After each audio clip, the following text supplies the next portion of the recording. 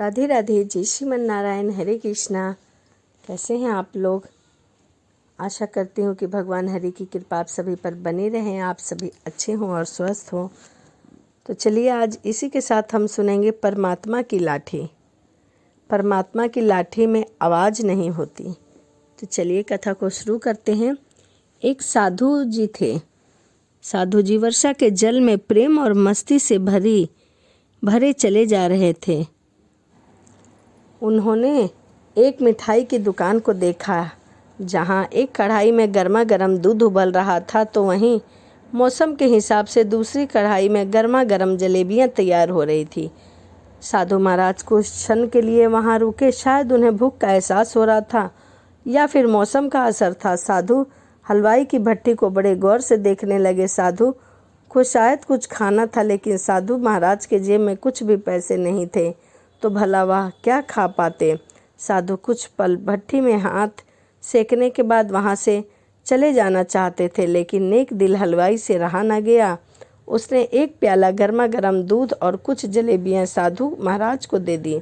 साधु ने गर्मा गर्म जलेबी और दूध खाई और फिर हाथों को ऊपर की ओर उठाते हलवाई के लिए प्रार्थना की और फिर आगे चल दी। साधु बाबा का पेट भर चुका था। दुनिया के दुखों से बेपरवाह वो फिर एक नए जोश से बारिश के गंदे पानी के छींटे उड़ाते चले जा रहे थे, इस बात से बेखबर कि एक युवा नवविवाहित जोड़ा भी वर्षा के जल से बचता बचाता उनके पीछे चला आ रहा था। एक बारिश मस्त साधु ने बारिश के गंदे पानी में जोर से लात मारी। बारिश का सारा पानी उड़ता हुआ सीधा पीछे आने वाली युवती के कपड़ों पे पड़ा और कपड़ा भीग गया। उस औरत की कीमती कपड़े कीचड़ से लथपथ हो गए। इससे युवा पति को बहुत ही गुस्सा आई और उसे बर्दाश्त नहीं हुआ। इसीलिए वह चढ़कर आगे आया और साधु को कपड़े पकड़कर खींचकर कहने लगा, अरे तू अंधा है क्या? तुझे नजर नहीं आता? तेरी हरकत की वजह से मेरी पत्नी के कपड़े गीले हो गए और कीचड़ से भर गए। साधु हक्का बक्का सा खड़ा था, जबकि इस युवा को साधु का चुप रहना नाखुशगवार गुजर रहा था। महिला ने आगे बढ़कर युवा के हाथों से साधु को छुड़ाना भी चाहा, लेकिन युवा की आंखों से निकलती नफरत की चिंगारी देखकर फिर पीछे खिसक कर मजबूर हो गई। राह चलते राहगीर भी उदासीनता से सब दृश्य देख रहे थे, लेकिन युवा के गुस्से को देखकर किसी में इतनी हिम्मत ना हुई कि उसे रोक पाते। आखिर जवानी के नशे में चूर इस युवक ने एक जोरदार थप्पड़ साधु के चेहरे पर जड़ दिया। बूढ़ा साधु थप्पड़ की मार झेलता हुआ लड़खड़ाता हुआ कीचड़ में जा गिरा। युवक ने जब साधु को नीचे गिरता देखा तो मुस्कुराते हुए वहां से चल दिया। बूढ़े साधु ने आकाश की ओर देखा और उसके होठों से निकला, वाह मेरे भगवान, कभी गरम दूध जलेबी और कभी गरम थप्पड़, लेकिन तू चाहे मुझे वही पसंद है। तू जो भी करता है अच्छा करता है। यह कहता हुआ एक बार फिर अपने मस्त चाल से रास्ते पे चल दिया। दूसरी ओर वह युवा जोड़ा अपनी मस्ती को समर्पित अपनी मंजिल की ओर जा पहुँचे। थोड़ी ही दूर चलने के बाद वह एक मकान के सामने पहुंचकर रुका। वह अपने घर पहुंच गया था। युवा अपनी जेब से चाबी निकालकर अपने पति से हंसी मजाक करते हुए घर के ऊपर सीढ़ियों पर चढ़ रहा था। बारिश के कारण सीढ़ियों पर फिसलन हो गई थी। अचानक युवा का पैर फिसला और वह सीढ़ियों से नीचे जा गिरा।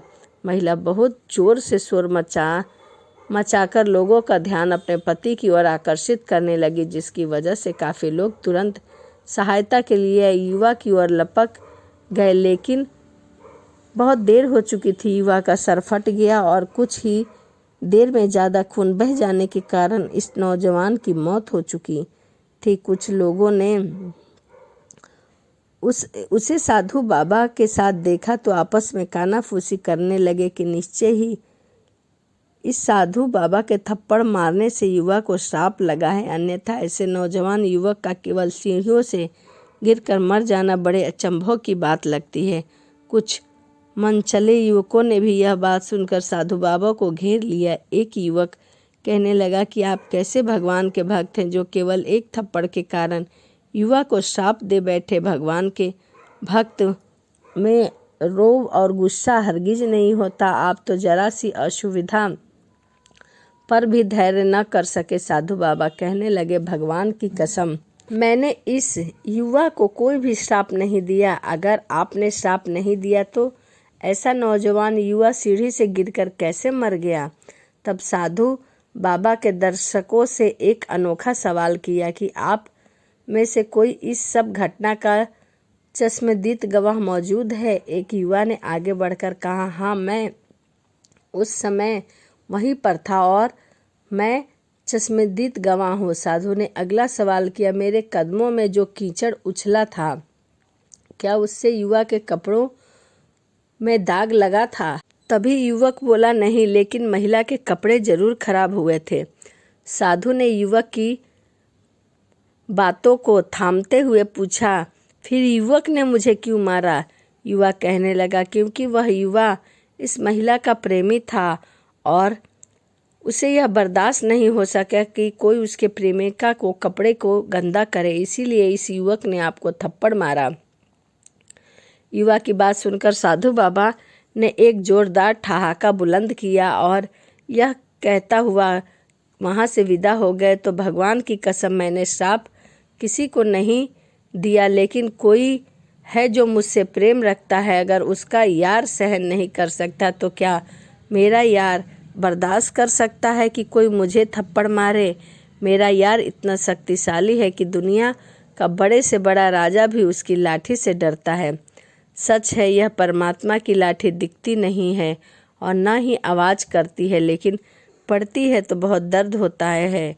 हमारे कर्म ही हमें उसकी लाठी से बचाता है और हमारा कर्म ही है जो हमें उसकी लाठी से डुबाता है। इसीलिए कहते हैं कि परमात्मा की लाठी में आवाज़ नहीं होती। तो यह वीडियो आपको कैसी लगी कमेंट ज़रूर करिएगा। तो चलिए इसी के साथ वीडियो को समाप्त करते हैं और मिलते हैं अगली वीडियो में। यदि आप मेरे चैनल पर नए हैं तो प्लीज़ चैनल को सब्सक्राइब करिए, लाइक करिए, कमेंट करिए, शेयर करिए, ताकि भक्ति से जुड़ी अच्छी धार्मिक वीडियो, धार्मिक कहानियाँ आप तक पहुँच सके। तो चलिए इसी के साथ वीडियो को समाप्त करते हैं और मिलते हैं अगली वीडियो में। राधे राधे, जय श्रीमन नारायण, हरे कृष्णा।